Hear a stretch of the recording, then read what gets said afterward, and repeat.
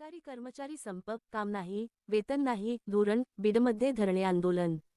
महाराष्ट्रात सरकारी कर्मचाऱ्यांचा बेमुदत संप, दुसऱ्या दिवशीही शासकीय कार्यालयांना शांतता। नमस्कार, आपण बघत आहे महाराष्ट्र प्रतिमा।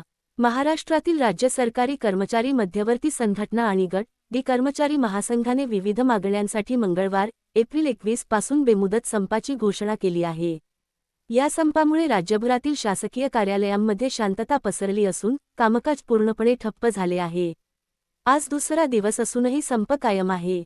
सरकारने या संपावर कडक भूमिका घेतली असून सामान्य प्रशासन विभागाने परिपत्रक जारी करून स्पष्ट केले आहे की संपात सहभागी होणाऱ्या कर्मचाऱ्यांवर शिस्तभंगाची कारवाई केली जाईल।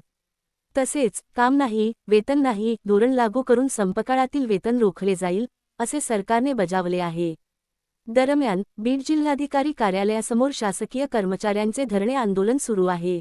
कर्मचारी संघटनांनी वेतनवाढ, भरती प्रक्रिया आणि इतर मागण्यांसाठी हा संप तीव्र केला आहे। या पार्श्वभूमीवर शासकीय कामकाजावर परिणाम होत असून नागरिकांना त्रास होत आहे। त्यावेळेस आम्ही सामाजिक भूमिका म्हणून आम्ही त्यांच्यासोबत राहिलेलो। ज्यावेळेस एसटी कर्मचाऱ्यांचा संप होता त्यावेळेस अनेक केसेस सुद्धा आमच्यावर झाल्यात, त्यांच्यावर नाही झाल्या पण आमच्यावर झाल्या। आम्ही त्यांच्यासोबत होतो, बऱ्यापैकी त्यांच्या काही मागण्या पुढे सरकल्या, परंतु